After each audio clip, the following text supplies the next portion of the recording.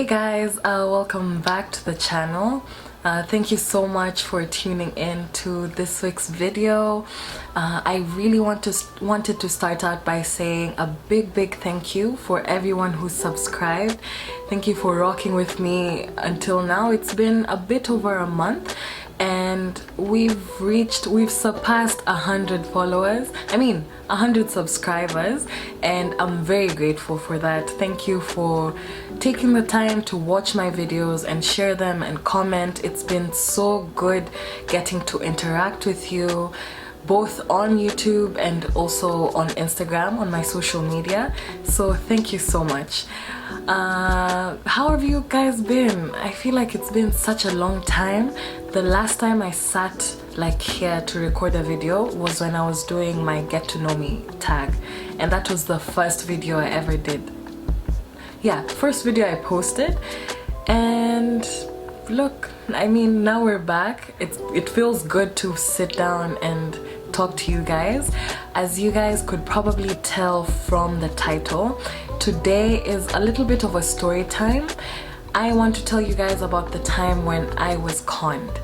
So this happened not too long ago, and I should actually start by saying the main reason why I'm coming here to tell you about this story is because it happened to me, and I would love to help it not happen to anyone else. If we can avoid any of you guys getting conned, I would love that. So I urge you, please learn from my mistakes and share this video if you feel like there are other people who would benefit from this content. Yeah, so without further ado, I'll just jump into the story. Okay, so this happened maybe, I would say, like probably 3 months ago, or a bit over, maybe 2.5 months ago. I know we were in quarantine, so it has to be maybe around June. This person reached out to me. This is a person from my past, someone I knew back in Kenya, and I would say we're acquaintances, yeah? This person reaches out to me on Snapchat, and so this person, let's call them Bob. Bob was like, "Oh, Nduta, do you still live in Canada?" And I was like, "Yeah, Bob, I still live here. What's up?"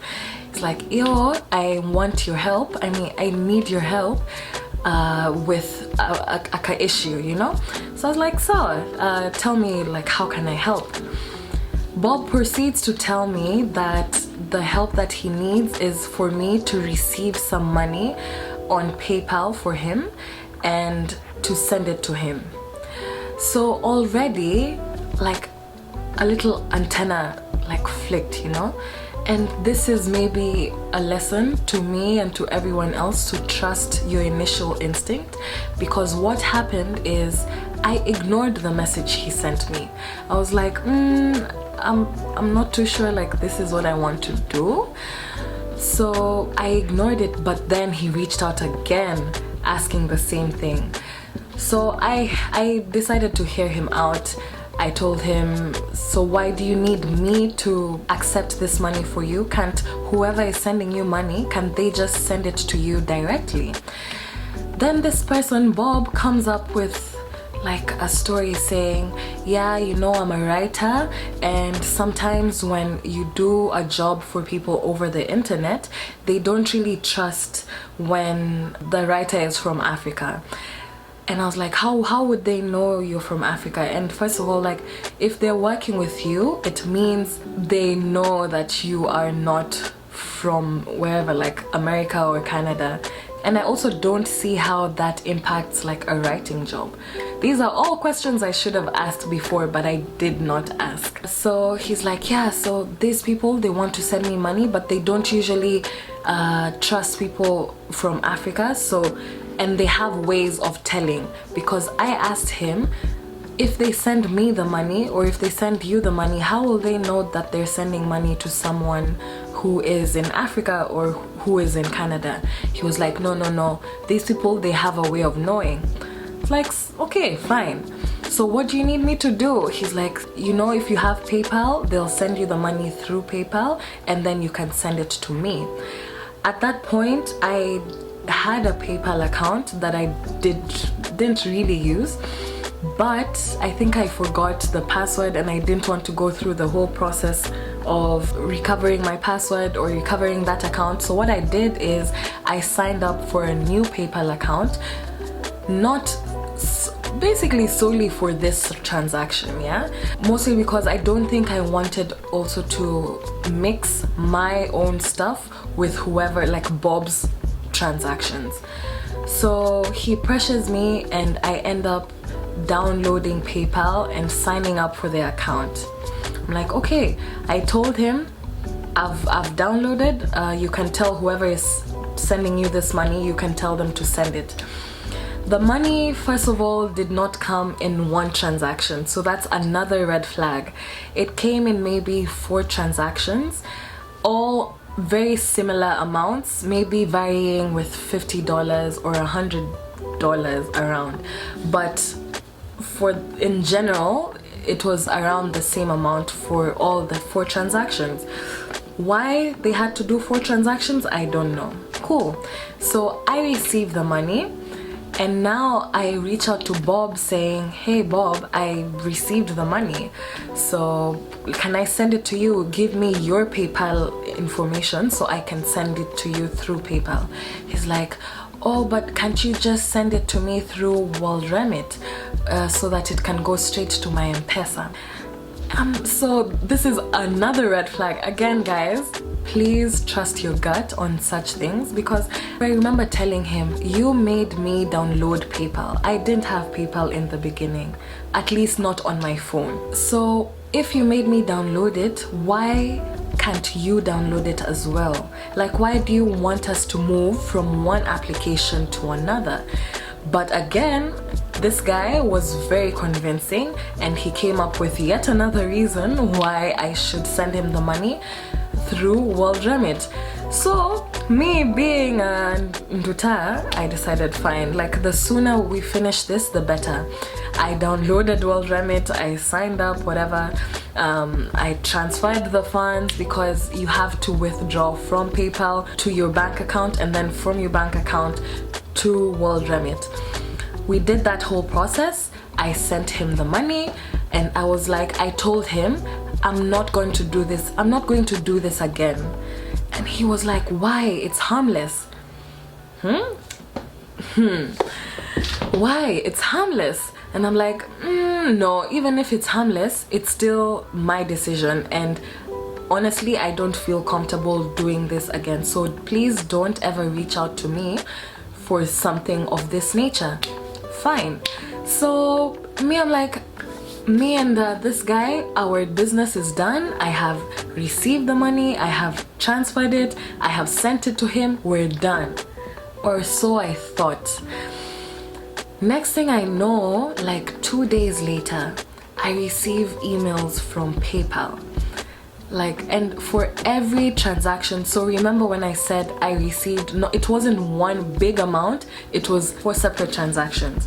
So for each of those 4 transactions, I receive an email from PayPal. They're saying, oh Nduta, it seems that this money was sent to you without the sender's authorization. Meaning the sender did not know that they're sending you this money, or like it was removed from their account without their knowledge. So I saw this, I took a screenshot, sent it to Bob, and I'm like, yo, what's going on? Like, what have I done? Like, what have you entered me into? I was just trying to help. What is this about? He starts acting like he's like, you know, shocked and whatever. And I'm like, okay, so these guys have said that the money was sent to me without the sender's authorization. They have also gone ahead to remove money from my PayPal account, but remember, I didn't, like, the PayPal account was new, so I didn't really have money on the PayPal account. What they ended up doing was that it went to the negative. So however this amount that I received, it was negative that amount on my PayPal account. So I was like, yo, like, you know what, let's sort this out. just send back the money, send me back everything I sent you so that I can put it back on PayPal, and then we finish that issue. What does this guy say? I can't do that. What do you mean you can't do that? Like, I sent you the money 2 days ago. You have not, okay, maybe you have, but I don't think you've used all of it like that fast. Just send it back so that I don't have an issue. He's like, oh, I can't because it wasn't even my money, it was a friend of mine. So for those of you who are like following with this story, it has moved from him being the writer, him being the African writer who people don't really trust paying, to now it's a friend, and he has already sent that money to the friend. So now we're dealing with a completely different person. And I'm like, okay, so me, I don't care what you do. Talk to your friend and let them send you the money so you can send me the money. Like, I don't want these issues. And at this point, I was getting worried. I was very worried, and I was getting like agitated, because I don't like when people take kindness for weakness, especially if I was just trying to help. Yeah, he goes ahead to tell me, oh yeah, so I'm trying to reach out to this person and they're not picking up my phone calls, they're not replying to my messages. I mean, I'm going to try, I'm going to keep doing it, but apparently it's out of my hands. I was like, I don't care what you have to do, just reach this person and send me back the money, because now, like, I don't want issues. A few days, he's like, okay, fine, give me a week and I'll have some news for you. I gave him the week that he wanted. I reached back to him in the week that he asked for. I'm like, okay, so you know, what's the news? Where's the money? Send it to me, because my account is now saying negative the money, and I don't want to spend any of my money to resolve that issue. He started saying, oh yeah, so apparently it was an issue with the company that sent him the money, but we're trying to sort it out. The thing is, he has told me it's going to take 2 months to sort it out. We've been talking back and forth, he has sent emails, and we just have to wait. And he's like, please Nduta, don't do anything, just give me the time and I'll sort it out. At this point, I was furious. I was so mad, because I'm like, honestly, what are you doing? I was really only trying to help you. And in as much as I tried pressuring him within the 2 months, I really did end up giving him the 2 months that he wanted. 2 months later, I reach out to him and I'm like, okay, it's becoming a nuisance. Yeah, it's becoming a nuisance. I don't have time to do this back and forth, like, oh, send me. No. You're wasting my own time, my energy. I really didn't ask for this, so I'm going to have to report this issue. I was also hesitant to bring it up to like the authorities, because remember, this is someone who I knew from way back, right? And he tried to make it seem like he didn't know what was going on.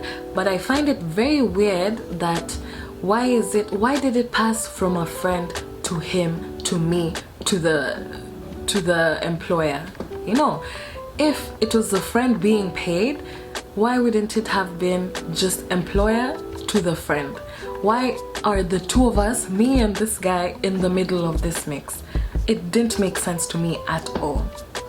So with the back and forth again, I was getting tired. I just told him, honestly, I hate to do this, but me, itabidi, like, I don't have time to sort this out on my own.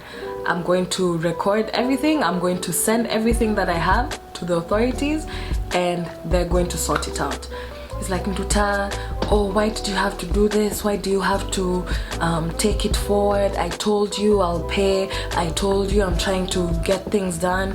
But this is not, like, if it was a week and he's trying to sort things within a week, within 2 weeks, fine. But remember, we're talking 2 months down the line. And this whole time, I'm still getting emails from PayPal saying, yeah, so this case has not been resolved. We want to move forward. We've removed the money from your account, and to resolve it, you have to put money, like your own money, into the PayPal account to make sure it's not a negative anymore. It goes back to zero. So I was like, honestly, I don't have time for this. So it sucks that I had to like take it forward, but it reached a point that it was too much for me to handle. So I ended up making the report, like filing the report with the Canadian anti-fraud center. But apparently it's been happening to so many people. I actually watched a YouTube video, Abel Mutua, Young and Stupid. If you guys don't know it, it's a really good channel. And he was talking about his friend who went through the same thing. They were told, oh yeah, please just withdraw this money for me and we'll give you a cut. But for me, it wasn't, I was not to receive any cut from this, and I did not receive any money from this whole thing. Mine was just like a train. I was taking something and putting it somewhere else. So yeah, I ended up having to report him. So currently we're just waiting for the case to be resolved. I'm waiting for them to do their investigation and get back to me. But that's the story. That's how I ended up being conned, like out of I would say a significant amount of money. At least like I haven't had to pay, or have refused kinda to pay out of pocket. I'd rather wait until we resolve this whole issue with the authorities before I put any of my money into the whole mix, yeah? But the main thing I want to tell you guys is please be careful. People will tell you anything to try and get you on their good side, to con you. You have to be very vigilant, especially in terms of money. Money is a very touchy subject for many people, and I think it should be, because money is sensitive. Just be careful. Be careful who you're sending money to, who is asking for money. Like, if it's not your family, or like maybe your super close friends, I would refrain from sending money to people, like from doing any of these dealings. So just be careful. If you see any of these emails that say, of course, like we always had the idea of the con being the Nigerian prince, you know, who needs you to receive some money and send it to him. But it's changed. Unfortunately, some of these cons can happen through people that you don't even suspect, like in my case. And as I said, like when I asked people on Instagram if it's happened to them before, and quite a number of people reached out to me saying, oh yeah, Nduta, I was conned too, of this amount and this amount and this amount. So it's something that many people are struggling with.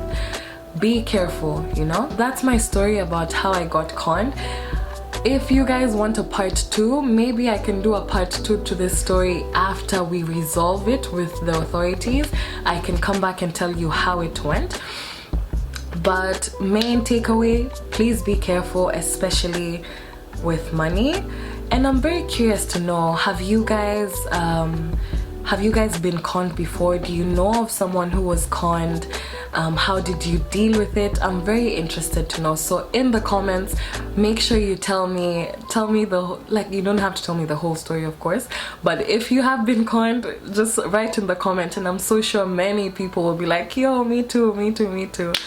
Yeah, so that's that. Again, if you enjoyed this video, I'd really appreciate it if you gave this video a like, if you commented, if you shared my content, and if you subscribed. I'm so happy to see where this channel will go, and I think it's gonna be super interesting. I have a bunch of stories like these, and maybe we can be doing a story time every so often. I'll tell you about stuff, like stories about my life, you know. So let me know if that's something that you'd be interested in. But with that said, I'll see you guys next time. Have a good week and take care of yourselves. Don't forget to breathe. Don't forget to take care of yourself, because again, you can't pour from an empty cup. So fill yourself up first. Again, with everything that's going on in the world right now, sometimes you just need to take a step back, check in with yourself. How am I doing physically, mentally, socially, emotionally? Check in with yourself, make sure you're fine. Check in with your family. Yeah, bye. Have a good week, and I'll see you guys next time. Bye.